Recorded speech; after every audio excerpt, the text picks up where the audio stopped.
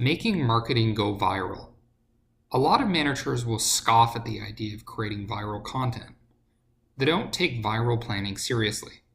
I do. The first reason I take it seriously is because I've seen deep research into different customer journeys. Word of mouth is arguably the single most important part of that journey. People hear about products from other people. So one way or another, a good marketer will find a way to drive word of mouth. The second reason I take virality seriously is because one of the top business schools in the world does. There is some serious research on viral marketing that's happened at Wharton, the Ivy League business school at the University of Pennsylvania.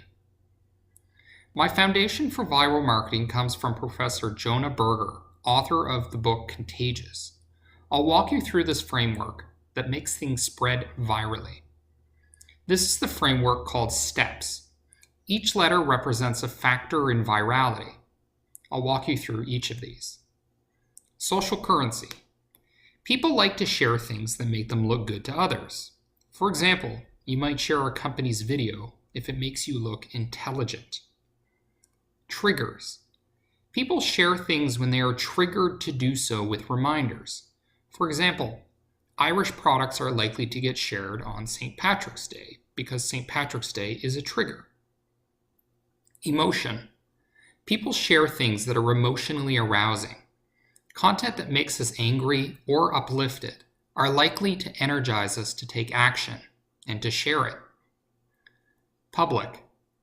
When something is public, it is far more likely to spread than something that is private.